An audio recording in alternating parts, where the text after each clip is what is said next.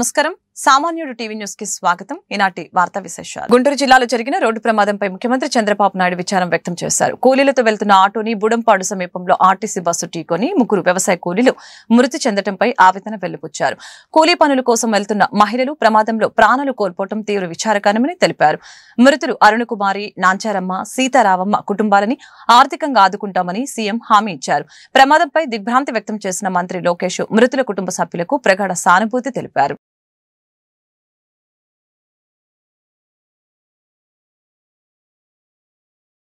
Cancer నివారణ నినాదంతో Visakha RK beach road లో పింక్ శారీ వాక్ నిర్వహించారు. రోహిత్ మెమోరియల్ చారిటబుల్ ట్రస్ట్ ఆధ్వర్యంలో ఈ కార్యక్రమం జరిగింది. దీనికి అతిథిగా సినీ నటి గౌతమి, వ్యాఖ్యాత శిల్పా చక్రవర్తి హాజరయ్యారు. ఈ సందర్భంగా గౌతమి మాట్లాడారు. క్యాన్సర్ ఏమో లైఫ్ ఫుల్ స్టాప్ అవ్వాల్సిన అవసరం లేదు, అవ్వాల్సిన అవసరం లేదు. Please remember this. మనం ఎంత ఎంటర్టైన్మెంట్ కోసం, హ్యాపీ టైం పాస్ కోసం మనం ఇక్కడ గ్యాదర్ అయినా కూడా దీని వెనకాల ఉన్న కారణం ఏంటంటే లైఫ్ ని కాపాడడం. మీ ప్రతి ఒక్కళ్ళు చాలా ప్రెషస్. మీ చుట్టూ ఉన్న మీ ఫ్యామిలీ మీ మీద డిపెండ్ అయి ఉంది. మీరు ప్రతి ఒక్కళ్ళు లేడీస్ గా ఉండి క్యాన్సర్ గురించి తెలుసుకుని హెల్త్ కాపాడడం ఎంత ఇంపార్టెంట్ అన్నది మీరు తెలుసుకుని మీరు పాటిస్తే మీ ఫ్యామిలీలో ఉన్న హ్యాబిట్స్ మొత్తం మార్చుతారు మీరు. So just think about it. మీరు హెల్తీగా ఉంటారు, మీ వల్ల మీ పిల్లలు హెల్తీగా ఎదుగుతారు, మీ ఇంట్లో ప్రతి ఒక్కరు హ్యాపీగా హెల్తీగా ఉంటారు. So a woman has the power to change the world. Me strength మీకే తెలియలేదా? సో ఒక విషయం, ముఖ్యమైన విషయం నేను చెప్పాలనుకుంటున్నాను. ఈ రోజు ఈ స్టేజ్ పైన ఈ బ్యూటిఫుల్ పింక్ వేవ్, ఇక్కడ స్టేజ్ పైన నా ముందర అందరూ పింక్ వేవ్ లో ఉన్నారు. దీని వల్ల ఇది ఓన్లీ బ్రెస్ట్ క్యాన్సర్ గురించి మాత్రం మాట్లాడుతున్నాం అనుకోకండి. Cancer is a reality. Cancer can come in any form. Breast cancer, cervical cancer, ovarian cancer, head and mouth cancer, lung cancer, ఇవే చాలా వరకు ఈవెన్ మెన్స్ క్యాన్సర్. లిమిట్ లేదండి, ఇది నిజం.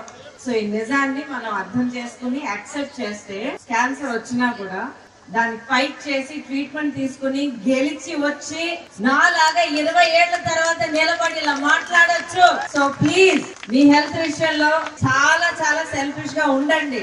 మిమ్మల్ని మీరు కాపాడుకోవడానికి ఏం చేయాలన్నది అన్ని తెలుసుకుని సెల్ఫిష్ గా మీరు పాటించండి. అక్కడ యంగ్స్టర్స్ ఒక బ్యాచ్ నాకు కనిపిస్తున్నారు. Boys, your mother, your sister and everyone will be wearing a pink saree and standing here. So మీరు అందరూ హ్యాపీగా ఉండాలి. Boys, girls, men, women, old, young అందరూ హ్యాపీగా ఉండాలి, హెల్తీగా ఉండాలి. So please be aware about cancer. Cancer taluka symptoms ఏంటని మీరు తెలుసుకోండి. Take care of your self. Cancer అనేది ఎర్లీ స్టేజెస్ లో కనిపెడితే క్యూర్ చెయ్యొచ్చు. సో అనవసరంగా హ్యాపీగా నిండుగా బ్రతకడం వల్ల మనకి దొరకాల్సిన ఈ లైఫ్ ని చేతులారా మనం పాడు చేసుకోకూడదు. So be pink and be aware. చాలా సంతోషంగా ఉంది. అండ్ దిస్ లవ్, ఈ ప్రేమ నన్ను నా లైఫ్ లో ఒక ముందడుగు వేయడానికి ఒక ఫౌండేషన్ గా ఉండింది. And I love it so much and I love you all so much. And ఆ ప్రేమని, ఆ గ్రాటిట్యూడ్ మీకు తెలుపుకోవడానికి, నేను ఇక్కడ ఉండడానికి చాలా చాలా ఇంపార్టెంట్ కారణం. So please take care of your self. Road ప్రమాదంలో గాయపడిన వారిని పరామర్శించిన పొన్నూరు ఎమ్మెల్యే ధూళిపాల నరేంద్ర మృతుల కుటుంబ సభ్యుల్ని ఓదార్చి ధూళిపాల నరేంద్ర ఈ సందర్భంగా మీడియాతో మాట్లాడారు. రోడ్డు ప్రమాదంలో ముగ్గురు మహిళా కూలీలు దుర్మరణం చెందడం విచారకరమని తెలిపారు. చనిపోయిన వారందరూ కూడా రెక్కల కష్టం మీద జీవించేవారు కావడం బాధాకరమని అన్నారు. క్షతగాత్రుడికి మెరుగైన వైద్యం అందించాలని జీజీహెచ్ వైద్యులకి సూచించడం జరిగిందని తెలియజేశారు. ప్రమాదంలో మృతి చెందిన ముగ్గురు మహిళల కుటుంబాలకి కూటమి ప్రభుత్వం అన్ని విధాలా అండగా ఉంటుందని చెప్పారు. బాధితులకి ఆర్థిక సహాయం అందించి వారి కుటుంబాలకి అండగా ఉంటామని భరోసా ఇచ్చారు. రోడ్డు ప్రమాదం జరిగిన రహదారిని మరింత విస్తరించే అంశం ఎంపీల ద్వారా కేంద్రం దృష్టికి తీసుకువెళ్తానని అన్నారు.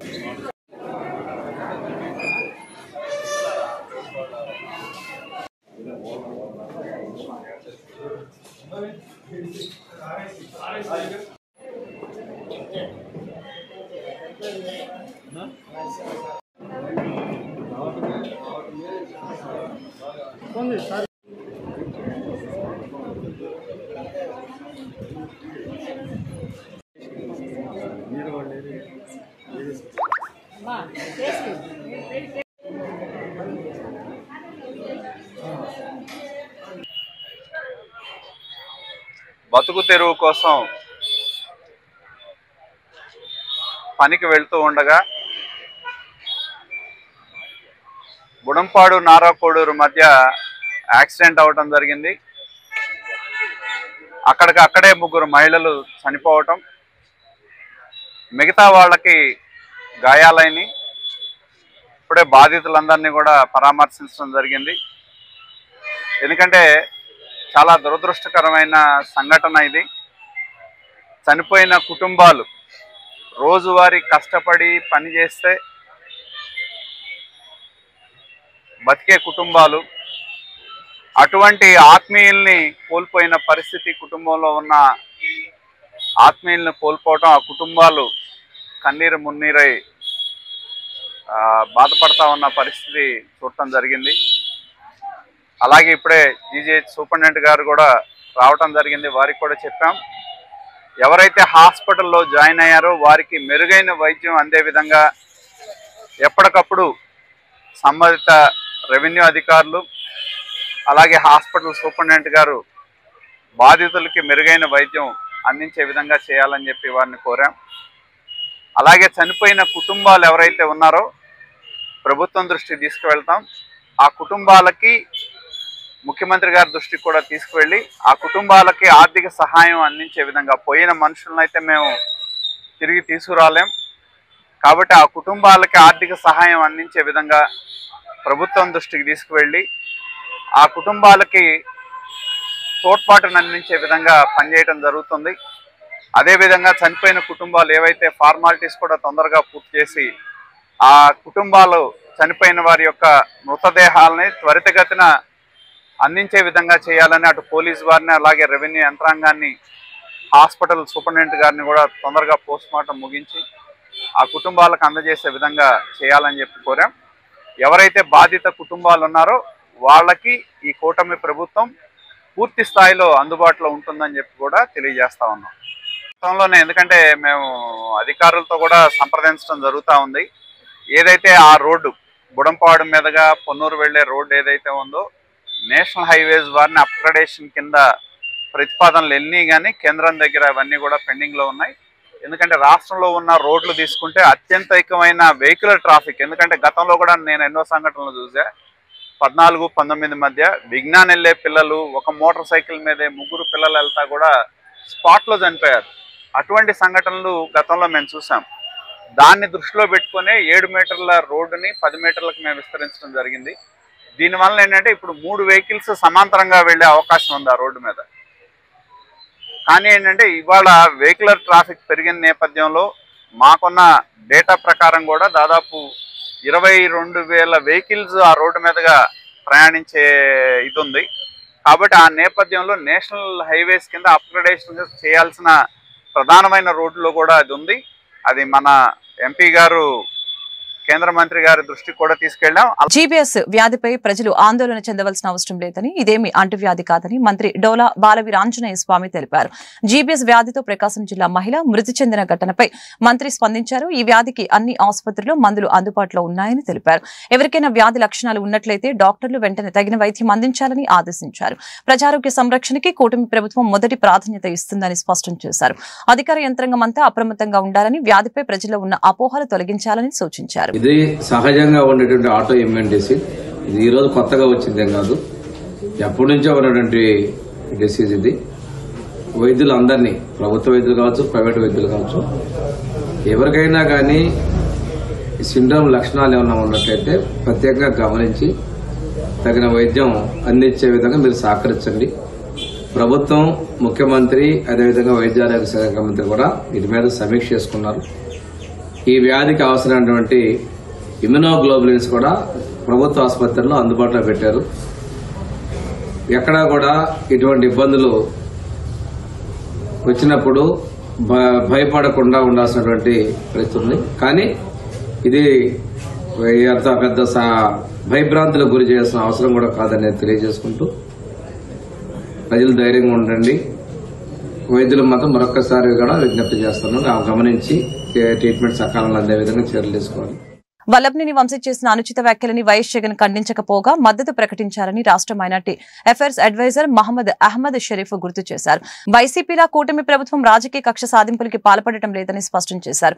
ఎవరు తప్పు చేసినా చట్ట ప్రకారం చర్యలు తప్పవని అన్నారు. చట్టసభలను మాజీ సీఎం జగన్ అపహాస్య పాలు చేస్తున్నారని అన్నారు. గుంటూరులో షరీఫ్ మీడియాతో మాట్లాడారు.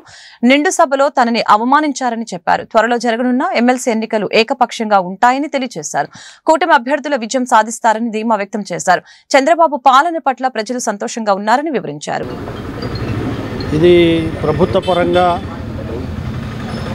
కక్ష సాధింపు చర్య అని ఈరోజు ప్రచారం చేయడానికి ప్రయత్నం చేస్తున్నారు. కానీ ఇది అవాస్తవం. ఏవైతే ఆయన గత ప్రభుత్వం యొక్క అండని జగన్మోహన్ రెడ్డి గారి అండని చూసుకుని విర్రవేగాడో, నోటికి వచ్చినట్టు మాట్లాడాడో, ప్రజాస్వామ్యాన్ని ఖూనీ చేస్తూ ఏ పార్టీ ద్వారా ఎన్నికయ్యాడో ఆ పార్టీనే వెన్నుపోటు పొడిచాడో వాటన్నిటికి కూడా ప్రజలు సమాధానం చెప్పారు. ఆయన చిత్తుగా ఓడించి ఆయన ఎమ్మెల్యేగా నువ్వు అర్హుడు కాదు అని ప్రజలు శిక్షించారు. అయినా కూడా ఇంకా బుద్ధి రాకుండా ఈరోజు ఏవైతే తెలుగుదేశం పార్టీ కార్యాలయాన్ని విధ్వంసం చేసి దాని మీద ముద్దాయిగా ఉన్న సందర్భంలో అసలు ఎవరైతే దానికి కంప్లైంట్ చేశారో ఆ కంప్లైంట్ చేసిన వ్యక్తినే కిడ్నాప్ చేసి మరి దాన్ని రూపం ఆపాలని చట్టవిరుద్ధంగా ఒక ప్రయత్నం ఏదైతే చేశారో ఆ పాపానికి ప్రతిఫలమే ఈరోజు మరి ఈయన జైల్లో ఈరోజు మగ్గవలసిన పరిస్థితి ఏర్పడింది. ఈరోజు మరి జగన్మోహన్ రెడ్డి గారు ఇటువంటి వాటిని ఖండించకుండా మరి ఏ రకమైన కామెంటు దాని మీద చేయకుండా ఈరోజు ప్రభుత్వం మీదే బురద చల్లే రకంగా ఆయన్ని పరామర్శించడానికి వెళ్ళటం ఈరోజు ఏ రకంగా కనపడుతుందంటే మరి అప్రజాస్వామ్య అదే రకంగా చట్ట విరుద్ధ విధానాలకి నేను ఎప్పుడు సపోర్ట్ చేస్తుంటాను. ప్రభుత్వంలో ఉన్నప్పుడు కూడా నేను అదే రకంగా నడుచుకున్నాను.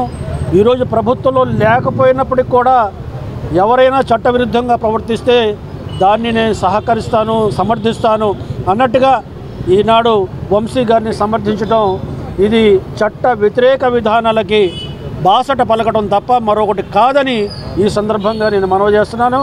కాబట్టి ఈనాడు చంద్రబాబు నాయుడు గారు కూడా తొందరపాటుతో అధికారంలో వచ్చాం కాబట్టి గత ప్రభుత్వం ఏదైతే ఉన్నదాన్ని లేనట్టుగాను లేనిదాన్ని ఉన్నట్టుగాను చిత్రీకరించి కక్ష సాధింపు చర్య చేసిందో మరి తెలుగుదేశం పార్టీ నాయకులందరి మీద ఎస్సీ ఎస్టీ కేసులు పెట్టడం, అదే రకంగా వాళ్ళ మీద మరి తప్పుడు కేసులు బనాయించడం, ఒక్కొక్కళ్ళ మీద 10-20 కేసులు బనాయించడం లాంటి విధానాలకు పోకుండా చట్టపరంగా వాళ్ళు చేసిన తప్పుల్ని శిక్షించే రకంగా ఆచితూచి ఆలోచించి మరి ప్రభుత్వ పరంగా చట్టపరంగా చర్యలు తీసుకోవడం జరుగుతుందని చెప్పడానికి ఇది ఒక నిదర్శనం.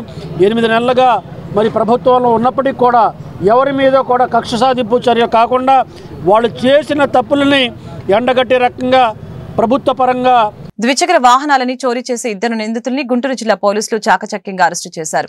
నిందితుల వద్ద నుంచి 22 బైక్లు స్వాధీనం పరుచుకున్నామని గుంటూరు జిల్లా ఎస్పీ సతీష్ కుమార్ తెలిపారు. సోమవారం గుంటూరు జిల్లా ఎస్పీ కార్యాలయంలో ఏర్పాటు చేసిన మీడియా సమావేశంలో నిందితుల్ని స్వాధీనం చేసుకున్న బైకుల్ని ఎస్పీ హాజరుపరిచారు. ఈ సందర్భంగా ఎస్పీ మాట్లాడారు. గుంటూరు నల్లపాడు పరిధిలోని రత్నగిరి కాలనీకి చెందిన వలివోలు వెంకటేశ్వర్లు రద్దీ ప్రాంతంలో పార్కింగ్ చేసిన ద్విచక్ర వాహనాలని చోరీ చేసేవాడని తెలిపారు. డాక్యుమెంట్స్ ఉన్న బైక్స్ ని చోరీ చేసి OLX లో విక్రయానికి పెట్టేవాడని చెప్పారు. ఇలా పెట్టిన వాహనాలని సత్తెనపల్లి నియోజకవర్గం ముప్పాల మండలం లంకెల కురుపాడు గ్రామానికి చెందిన సీతారెడ్డి కమిషన్ ప్రాతిపదికన వాహనాలను విక్రయించేవాడని పేర్కొన్నారు. నిందితుడు వెంకటేశ్వర్లపై సుమారు 40 కేసులు ఉన్నాయని చెప్పారు. ద్విచక్ర వాహనాల పార్కింగ్ విషయంలో ప్రజల్లో మార్పు రావాలని చెప్పారు. రద్దీ ప్రాంతాల్లో పార్కింగ్ చేసేటప్పుడు GPS వీల్ లాక్ ఏర్పాటు చేసుకోవాలని అన్నారు. అదేవిధంగా ఇళ్లలో దొంగతనానికి పాల్పడే MD రషీదు, చల్లా గోపి అనే నిందితుల్ని కూడా అరెస్టు చేసినట్లు ఎస్పీ వివరించారు. అంటే బైక్ అఫెన్సెస్ ఒక 22 అఫెన్సెస్ వాళ్ళు అక్సెప్ట్ అంటే చేసినది మనకు బయటకు వచ్చింది. దాని మేరకు 4గురిని మనం అరెస్ట్ చేయడం జరిగింది. దాంట్లో ఫస్ట్ పట్టాపురం పోలీస్ స్టేషన్లో ఇతరుని అరెస్ట్ చేయడం జరిగింది. వాళ్ళు వేలిగోలు వెంకటేశ్వర్లు, తర్వాత మోరం సీతారెడ్డి మోరంరెడ్డి సీతారెడ్డి. అంటే ఇది ఒక డిఫరెంట్ ఎంఓ. ఈ వెలివోలు వెంకటేశ్వర్లు ఏం చేస్తారంటే, ఈ వెలివోలు వెంకటేశ్వర్లుకి దాదాపు మనకి 36 కేసు పక్కన ఉన్నాయి. దీంట్లో మ్యాక్సిమం కేసెస్ మన విజయవాడలో మన దేంట్లో విజయవాడలో మనం జిఆర్పిలో ఉందా, జిఆర్పి రైల్వేస్లో ఉంది 11 కేసెస్ ఉంది. అక్కడ నుంచి ఇప్పుడు రీసెంట్గా మనకి సస్పెక్ట్ షీట్ మన గుంటూరు డిస్ట్రిక్ట్కి ట్రాన్స్ఫర్ అయింది. ట్రాన్స్ఫర్ అయిన వెంటనే మనం ఒకసారి పిలవడం, ఎంక్వైరీ చేయడం, కొంచెం డౌట్ఫుల్గా ఉండడం వల్ల కొన్ని ఇంట్రాగేట్ చేయడం చేసినప్పుడు ఆ వ్యక్తి అఫెన్సెస్ 11 బైక్ దొంగతనం కన్ఫెషన్ చేయడం జరిగింది. ఈ వ్యక్తి మోడస్ ఆపరండి ఈరోజు ప్రెస్ మీట్ కూడా పెట్టడానికి one of the important reason అంటే ఎలాగా దొంగతనం చేస్తున్నారనేది కూడా ఇక్కడ ఇంపార్టెంట్. వాళ్ళు బైక్ని చెక్ చేస్తారు. బైక్లో కవర్లో ముందు మీ రికార్డ్స్ మీరు ఏదర్ కవర్లో పెడుతుంటారు, లేకపోతే సైడ్లో బాక్స్ ఉంటాయి, బాక్స్లో మీరు రికార్డ్స్ పెడుతుంటారు. రికార్డ్స్ని చూస్తారు. అన్ని రికార్డ్స్ ప్రాపర్గా ఉందంటే ఇమీడియట్గా ఆ బైక్ని దొంగతనం చేస్తారు. దొంగతనం చేసిన తర్వాత ఓఎల్ఎక్స్లో పెడతారు.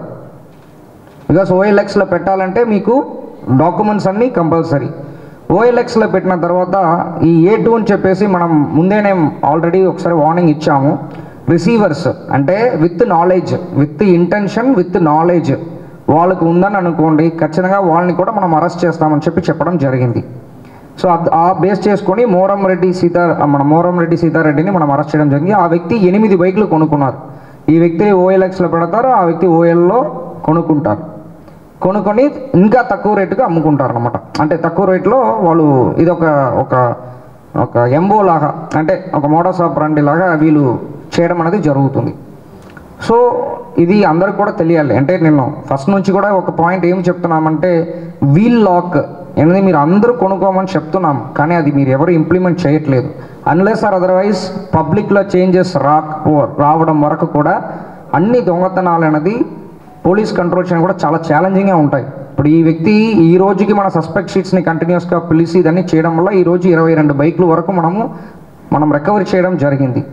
ఇంకా సేమ్ మెథడ్ మళ్ళీ కంటిన్యూ చేస్తుంటాం కమింగ్ డేస్లో. ప్రాపర్టీ అఫెన్స్ అంటే HB by night, HB by day కూడా రీసెంట్లో చాలా రికవరీ చేస్తాం. వడ్డీ రహిత రుణాలు, పొదుపు పథకాలతో ఖిద్మత్ చిరు వ్యాపారులు వ్యాపార అభివృద్ధికి సహాయం చేస్తుందని రాష్ట్ర minority affairs advisor Mohammed Ahmed Sharif, Guntur తూర్పు ఎమ్మెల్యే మహమ్మద్ నజీర్ తెలిపారు.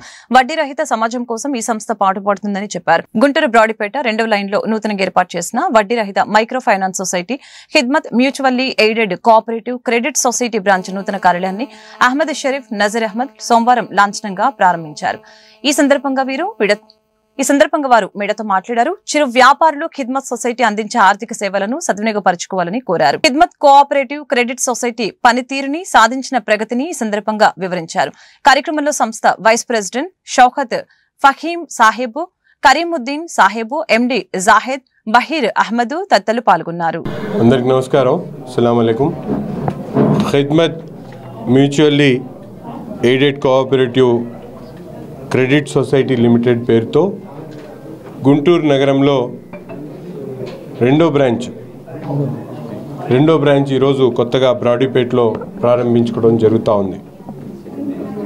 ఎప్పుడూ లేనటువంటి విధంగా రాష్ట్రంలో వడ్డీ లేనటువంటి రుణాల్ని పేద, బడుగు, బలహీన వర్గాలకు, ముఖ్యంగా అణగారినటువంటి వర్గాలకు అందించాలనే ఒక మంచి ఆలోచనతో, దృక్పథంతో, సంకల్పంతో ఈ బ్యాంకును గుంటూరు నగరంలో కూడా ఎస్టాబ్లిష్ చేయడం జరిగింది.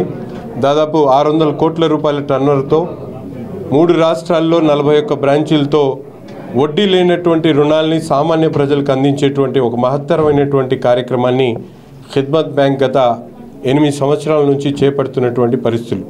ముఖ్యంగా ఈరోజు చూస్తే 600 రూపాయల సభ్యత్వం కట్టినటువంటి ప్రతి ఒక్కరు కూడా సేవింగ్స్ని అలవాటు చేస్తూ వాళ్ళకి కావాల్సినటువంటి అవసరాలకి వారికి మద్దతు ఇవ్వడం. ఎందుకంటే ఈరోజు చూస్తూ ఉన్నాం, ₹1 కావాలన్నా మైక్రో ఫైనాన్స్ బారిన పడి పేద ప్రజలు మరింత అట్టడుగు స్థాయికి చేరేటువంటి పరిస్థితుల నుంచి ఈరోజు ఒక కార్పొరేట్ సెక్టార్లో ఉన్నటువంటి ఖిద్మత్ బ్యాంక్ ఒక మంచి పరిణామంతో పెద్ద ఎత్తున దాదాపు 2,000 కోట్ల రూపాయలు టర్నోవర్తో దాదాపు 200 కోట్ల రూపాయలు రుణాలు ఇచ్చేటువంటి కార్యక్రమాన్ని కూడా ఈ బ్యాంకు చేపట్టడం జరుగుతూ ఉంది. ముఖ్యంగా బ్యాంక్ ఇంకా ముందుకు సాగాలని, రాబోయేటువంటి రోజుల్లో పేదలకు ముఖ్యంగా అవసరమైనటువంటి ప్రతి ఒక్కరు కూడా వడ్డీ రహిత సమాజాన్ని ఏర్పాటు చేయడానికి ఈ బ్యాంకు ఒక తొలి అడుగుగా మేమందరం కూడా భావిస్తూ ఉన్నాం. ఇటువంటి బ్యాంక్స్ రాష్ట్రంలో నలుమూలలు కూడా వ్యాపించి ప్రజలకు ముఖ్యంగా పేద ప్రజలకు ఒక అండగా నిలబెట్టేటువంటి కార్యక్రమాన్ని చేపట్టడం చాలా సంతోషం. ఎందుకంటే ప్రభుత్వం కూడా ఈరోజు చంద్రబాబు నాయుడు గారు గతంలో 2014-19లో ఇస్లామిక్ బ్యాంక్ గురించి ఆయన వివరించి చెప్పడం జరిగింది. ఈ 2024 తర్వాత ఈ ప్రభుత్వం ఏదైతే కూటమి ప్రభుత్వం ఏర్పడిన తర్వాత దానికి రాబోయేటువంటి రోజుల్లో శ్రీకారం చుట్టి తప్పకుండా ఖిద్మత్ బ్యాంక్కి అవసరమైనటువంటి సహాయ సహకారాలు ప్రభుత్వం తరపున కూడా అందించేటువంటి కార్యక్రమం కూడా మేమందరం కూడా బాధ్యతగా తీసుకొని ముందుకు సాగుతామని చెప్పి తెలియజేస్తాం. నమస్కారం, అస్సలాము అలైకుం. ఈరోజు చాలా సంతోషం. భారతదేశంలో ఎక్కడ లేని విధంగా వడ్డీ రాహిత్యం, వడ్డీ లేకుండా రుణాలు అందించే విధానాన్ని ఖిద్మత్ బ్యాంక్ జమాయతే ఇస్లామీ హింద్ సంస్థ ద్వారా ఇది సుమారుగా 3 రాష్ట్రాల్లో 41 బ్రాంచులు పెట్టి వేలాది కోట్ల రూపాయలు మరి అవసరమైన వాళ్ళకి సహకారం అందిస్తున్నారు. ఈ బ్యాంకు ముందుగా ఎవరైతే 600 రూపాయలు సభ్యత్వం ఇచ్చి చేరతారో వాళ్ళకి మరి వాళ్ళు ఎంతవరకు సేవింగ్ చేసుకుంటారో చూస్తారు. ఆ రకంగా సేవింగ్స్ని ప్రోత్సహిస్తూ పొదుపుని మనిషి దగ్గరికి వెళ్ళి ఆ ఖాతాదారుడి దగ్గరికి వెళ్ళి పొదుపుని సేకరిస్తారు. ఎంతైతే పొదుపు చేస్తున్నారో దాన్ని రేపు లోన్ ఇస్తే దాన్ని తీర్చగల సమర్థతని అతనికి ఉన్న సామర్థ్యాన్ని గుర్తించి ఆ రకంగా లోన్స్ ఇస్తుంటారు. ఈరోజు ఈ లోన్స్ కేవలం ఖిద్మత్ అనే బ్యాంకు ఒక సామాజిక వర్గానికి, ఒక కులానికి, ఒక మతానికి అనే కాకుండా ఎవరైతే అర్హులైన వాళ్ళు ఉన్నారో, ఎవరైతే అవసరమైన వాళ్ళు ఉన్నారో వడ్డీ బారి నుండి తప్పించి వడ్డీ లేకుండా వారికి బ్యాంకు ద్వారా సహకారం అందించి చిన్న చిన్న మొత్తాల్లో వాళ్ళు తిరిగి చెల్లించే రకం చేస్తున్నారు. మనం చాలా సందర్భాల్లో చూస్తుంటాం. బ్యాంకుకి ఇచ్చిన రుణాలు ఏవి కూడా రికవరీ కావు.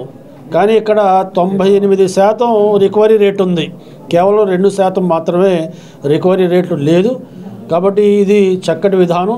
వడ్డీలు లేకుండా రుణాలు ఇవ్వటం, వాళ్ళకి భారం కాకుండా చూడటం అనేది చాలా చక్కటి విధానం. ఇది ప్రభుత్వం కూడా ప్రోత్సహించాలి. అవసరమైన సమయంలో చంద్రబాబు నాయుడు గారితో, లోకేష్ గారితో మాట్లాడి వడ్డీ రాహిత్యంతో ఉండే ఇస్లామిక్ బ్యాంక్ విధానాన్ని ప్రోత్సహించాలని చంద్రబాబు నాయుడు గారు, లోకేష్ గారు అనేక సందర్భాల్లో చెప్పారు.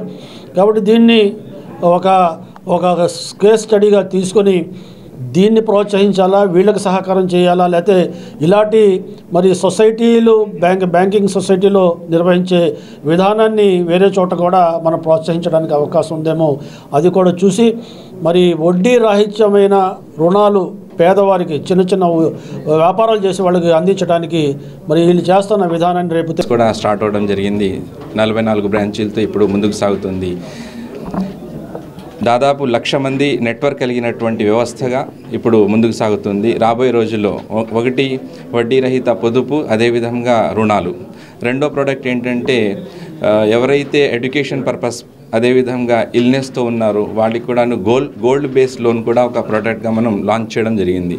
దీనివల్ల సామాన్యమైనటువంటి ఎవరైతే వ్యక్తులు ఉన్నారో వాళ్ళకి సహాయ దృక్పథంతో చేయాలనేటువంటి కాన్సెప్ట్. సో ఈ సందర్భంగా ఖిద్మత్ సేవలన్నీ కూడాను రాష్ట్రంలో అన్ని జిల్లాల్లో కూడాను స్థాపించాలనేటువంటి సదుద్దేశంతో ముందుకెళ్తున్నాము.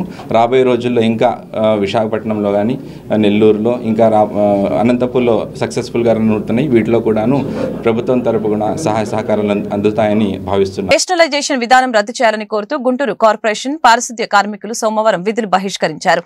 నగర కమిషనర్ పులి శ్రీనివాసులు కార్మికుల చేత వెట్టి చాకిరీ చేయించాలని చూస్తున్నారని జేఏసీ నేతలు కోట మాల్యాద్రి, ముత్యాలరావు, శంకర్రావు, రవికుమార్ ఆరోపించారు. ఆ దిశగా కమిషనర్ కార్మికులను భయభ్రాంతులకి గురి చేస్తున్నారని మండిపడ్డారు.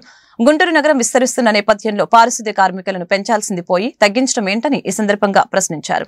నలుగురు చేయవలసిన పని 2 ఎలా చేస్తారని నిలదీశారు. ఈ విషయంలో కమిషనర్తో తాడోపేడో తేల్చుకుంటామని హెచ్చరించారు. మరి కమిషనర్ గారు వినూత్నంగా కూడా నేషనలైజేషన్ పేరుతోటి ఏదైతే వర్కర్లు ఎక్కువ ఉన్నారని మరి గ్రామీణ ప్రాంతాలకి ఏదైతే పంచాయతీలు విలీన పంచాయతీలకి పంపేదాన్ని నిర్ణయం తీసుకోవడం జరిగింది.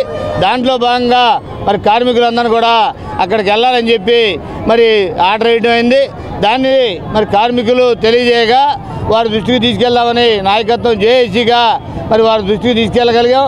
శనివారం మరి తీసుకెళ్ళగానే ఆయన వినతి పత్రాన్ని కూడా తీసుకోకుండా పక్కన పడేయడంతో వర్కర్ల దృష్టిలో అవన్నీ తీసుకెళ్ళాం. వాళ్ళందరూ కూడా వర్కర్లు మరి నిలుపుదల చేయాలని కూడా కోరిన క్రమంలో వర్కర్లంతా కూడా ఈ నగరంలో విధులను బహిష్కరించడం జరిగింది. దాంట్లో భాగంగా ఈరోజు నగరంలోని సుమారు మరి 1600-1700 మంది కూడా విధులు బహిష్కరించారు. కమిషనర్ గారు తీసుకున్న నిర్ణయాన్ని వెంటనే నిలుపుదల చేయాలని మరి జేఏసీగా కోరుతా ఉన్నాం. నిలుపుదల చేయని పక్షంలో ఈ ఆందోళనని కొనసాగిస్తామని దాంట్లో భాగంగా ఏదైతే కమిషనర్ గారు వారు వచ్చిన మొదట్లోనే చెప్పారు, ఆదివారం పూర్తి సెలవు అడిగాం.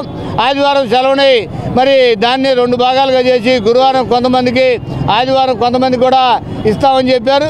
దాన్ని మర్చిపోయారు. దాన్ని ఏదైతే రెండో అంశంగా దాన్ని కూడా వారి దృష్టిలో పెట్టాలని మనం అనుకున్నాం. దాంట్లో క్రమంగా మరి కొంత మార్పు చేసినప్పటికీ నిన్న కూడా కొంతమంది ఆగడం జరిగింది. ఆ దృష్టితోటి ఆగిన వాళ్ళందరూ కూడా పనులు తీసేస్తామని, కొత్త వర్కర్లు పెట్టుకుంటామని మరి చెప్పి కార్మికుల్ని ఏదైతే మరి పనిచేసి నిన్న ఆగారో వాళ్ళందరినీ భయభ్రాంతులు చేస్తూ ఉన్నారు. ఇది సరైనది కాదు. వాళ్ళ వర్కర్లందరూ కూడా విధుల్లోకి తీసుకోవాలి. విధుల్లోకి తీసుకొని మీరు ఆలోచన ఏదైతే చేశారో వర్కర్ని బదిలీ చేయడాన్ని వెంటనే ఆపాలని కోరుతా ఉన్నాం. అట్లాగే ట్రాక్టర్కి ఇప్పటికే పని ఎక్కువైపోయింది.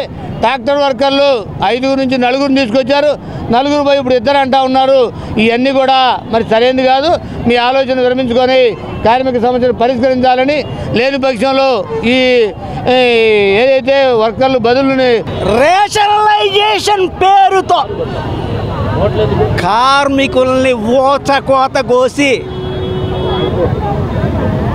దునుమాడితే సహించజాలం.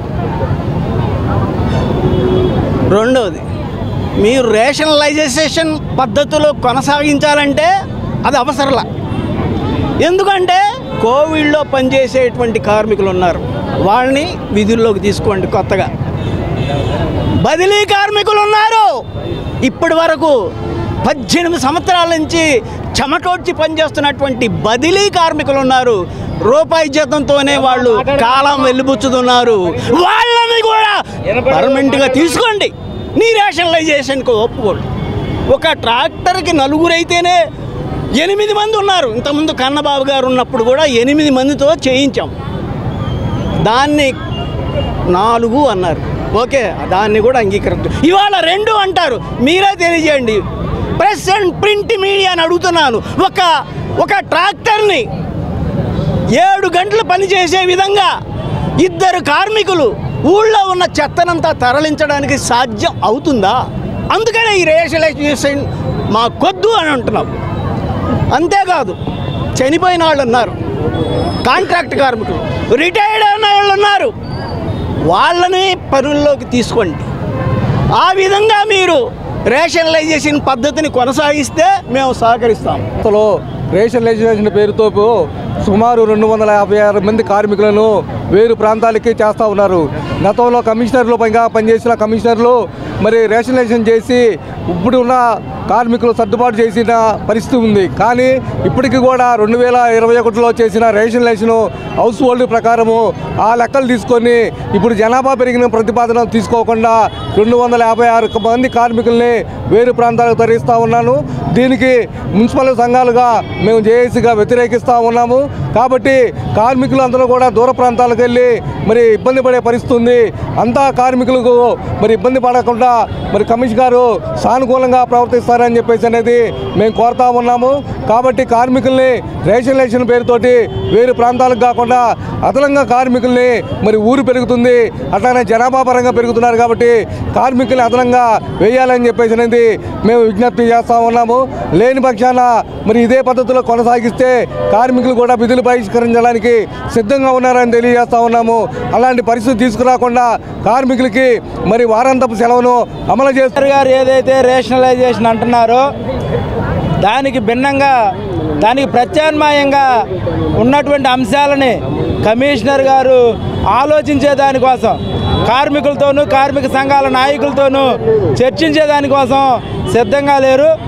ఎప్పుడైతే కమిషనర్ గారు ఈ సమస్య మీద ప్రత్యామ్నాయం ఆలోచించి కార్మిక సంఘాలతో మాట్లాడతారో అప్పటి వరకు కార్మికులు ఈ సమ్మెని కొనసాగిస్తామని చెప్పేసి తెలియజేస్తా ఉన్నాం. గుంటూరు పట్టాభిపురంలో ఉన్న గ్రీన్ గ్రేస్ అపార్ట్మెంట్ నిర్మాణం వివాదాస్పదంగా మారింది. ఈ బహుళ అంతస్తుల భవన నిర్మాణానికి ఎలాంటి అనుమతులు లేవని నగర కమిషనర్ పులి శ్రీనివాసులు తెలిపారు. ఈ అపార్ట్మెంటుపై వచ్చిన ఫిర్యాదుల నేపథ్యంలో తానే స్వయంగా విచారణ చేపట్టి వర్క్ స్టాప్ ఆర్డర్ ఇచ్చినట్లు తెలియజేశారు. అయినా యాజమాన్యం రహస్యంగా నిర్మాణం పనులు చేపట్టడాన్ని తీవ్రంగా పరిగణిస్తున్నామని చెప్పారు. అడిషనల్ కమిషనర్ ఆధ్వర్యంలో ఒక విచారణ కమిటీ ఏర్పాటు చేస్తున్నట్లు వెల్లడించారు. కోర్టు కేసుల నేపథ్యంలో యాజమాన్యంపై ఎలాంటి యాక్షన్ తీసుకోలేకపోయామని వివరించారు. సోమవారం గుంటూరు కార్పొరేషన్ కార్యాలయంలో ఏర్పాటు చేసిన మీడియా సమావేశంలో కమిషనర్ మాట్లాడారు. గ్రీన్ గ్రేస్ అపార్ట్మెంట్ నిర్మాణమే అక్రమాలకి పుట్టాగా తేల్చారు. ఏ శాఖ నుంచి ఈ అపార్ట్మెంట్ కి అనుమతులు లేవని అన్నారు.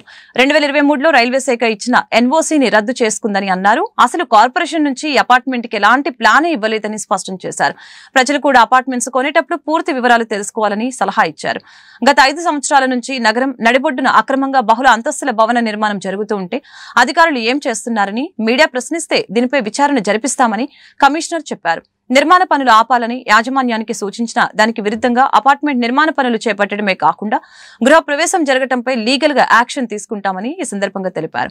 సమావేశంలో గుంటూరు నగర అదనపు commissioner Chella Obulesu, deputy commissioner VH Srinivasarao, CP Rambabu, D Koteswararao పాల్గొన్నారు. సంస్థ పరిధిలో ఈ గ్రీన్ గ్రేస్ అపార్ట్మెంట్ అనేది ఒక ఇష్యూ నడుస్తూ ఉంది. అది చట్టబద్ధత లేకుండా కన్స్ట్రక్షన్ యాక్టివిటీస్ స్టార్ట్ చేశారు. దానికి సంబంధించి ఎలాంటి అనుమతులు లేకుండా ఫైనల్గా గుంటూరు కార్పొరేషన్ నుంచి ఎలాంటి అనుమతులు లేకుండా అట్లానే వేరియస్ డిపార్ట్మెంట్ నుంచి ఎలాంటి ఎన్ఓసి లేకుండా ఈ ప్రాజెక్టుని ముందుకు తీసుకెళ్తున్నారు. కాబట్టి చట్ట ప్రకారం యాక్షన్ తీసుకోవాలని చెప్పేసి మరి కొద్ది నెలల క్రితం మీడియా ద్వారా, సోషల్ మీడియా ద్వారా కొన్ని న్యూస్ ఐటమ్స్ మా దృష్టికి వచ్చాయి. వచ్చిన తర్వాత నేను ఇక్కడ పోయిన సంవత్సరం 2024 ఆగస్టులో ఇక్కడ కమిషనర్గా జాయిన్ అయ్యాను. ఆ జాయిన్ అయిన తర్వాత మీ అందరూ తెలుసు బుడమేరు ఫ్లడ్స్ వస్తే అక్కడ దాదాపు 15 days అక్కడ ఉండటం జరిగింది. ఆ తర్వాత వచ్చినటువంటి ఈ న్యూస్ ఐటమ్స్ బేస్ చేసుకొని ఒక ఇన్వెస్టిగేషను కార్పొరేషన్ నుంచి మొదలుపెట్టడం జరిగింది. దీనిలో ప్రధానంగా టౌన్ ప్లానింగ్ విభాగాధిపతి వాళ్ళ టీం వెళ్ళటమే కాకుండా నేను కూడా పర్సనల్గా ఈ ప్రాజెక్ట్ని విజిట్ చేయడం జరిగింది. అయితే ఇక్కడ ఈరోజు ఈ ప్రెస్ కాన్ఫరెన్స్ పెట్టడం ఉద్దేశం ఏంటంటే ఇది 2015 నుండి ఈ ప్రాజెక్టుకు సంబంధించినటువంటి ప్లాన్స్కి అప్లై చేయటం, మళ్ళీ రివైజ్డ్ అప్లై చేసుకోవటం, రివైజ్డ్లో మళ్ళీ షార్ట్ ఫాల్స్ నోటీస్ చేయటం, రిక్వైర్డ్ ఎన్ఓసీలు షార్ట్ ఫాల్స్గా నోటీస్ చేయటం, లేకపోతే సాయిల్ టెస్టింగ్ రిపోర్ట్స్ సరిగా లేవని, ఏదేమైనా కూడా 2015 వాళ్ళు ఈ యాజమాన్యం, ఈ గ్రీన్ గ్రేస్ అపార్ట్మెంట్ సంబంధించిన యాజమాన్యం 2015 ఫిబ్రవరి 13న G+4కి వాళ్ళు అప్లై చేశారు పర్మిషన్. అంటే ఆ రోజు ఆన్లైన్ సిస్టమ్ లేదు. తర్వాత దాన్ని 11/3/2015 నాడు ఇది ఇలాంటి షార్ట్ ఫాల్స్ మేము నోటీస్ చేశాము. ఆ షార్ట్ ఫాల్స్ మీరు సబ్మిట్ చేసిన తర్వాత ఇది ఫైనల్ గా అప్రూవల్ ఇవ్వడం జరుగుతుందని చెప్పేసి షార్ట్ ఫాల్.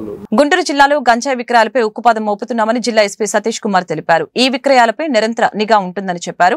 ఇందులో భాగంగా గంజాయి విక్రయిస్తున్న మణికంఠని అరెస్టు చేసి 24 కేజీల గంజాయిని స్వాధీనం చేసుకున్నామని తెలిపారు.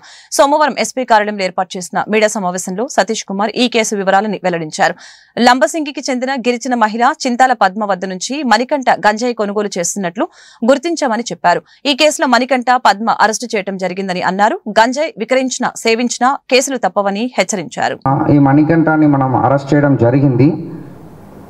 అరెస్ట్ చేసిన తర్వాత అంటే పికప్ చేసిన తర్వాత బేస్డ్ ఆన్ ఇన్వెస్టిగేషన్ లంబసింగి నుంచి గంజా తీసుకొని రావడం చెప్పడం జరిగింది. సో అక్కడ మనం టీంని పంపించడం జరిగింది. మనం బ్యాక్వర్డ్ లింక్ వరకు కూడా ఎఫర్ట్స్ పెడుతున్నాం కాబట్టి సో లంబసింగి టీం పంపించాము. అక్కడ టీం పంపించినప్పుడు మనకి చింతల పద్మ అని చెప్పేసి ఒక లేడీని కూడా అరెస్ట్ చేయడం జరిగింది. అదేవిధంగా వాళ్ళ హస్బెండ్ చింతల సత్యనారాయణ ఇంకా అబ్స్కౌండింగ్లో ఉన్నారు. సో ఈ మణికంఠ తర్వాత బ్యాక్వర్డ్ లింక్ వెళ్ళినప్పుడు ఆ పద్మ చింతల పద్మ వాళ్ళందరి దగ్గర నుంచి కలిపి 22 kgs సీజ్ చేయడం జరిగింది. దీంట్లో ఏంటంటే ఇప్పుడు మణికంఠ తరపు నుంచి మన కన్స్యూమర్స్ కొంతమంది నేమ్ తీసుకోవడం జరిగింది. సో ఆ నేమ్ని బేస్ చేసుకొని ఫర్దర్ వాళ్ళు వెరిఫికేషన్ చేస్తూ ఫర్దర్ అరెస్ట్ కూడా జరుగుతాయి అన్నమాట. ఈ వార్తలు ఇంతటితో సమాప్తం. మరొక బులెటిన్ మళ్ళీ కలుద్దాం. నమస్కారం.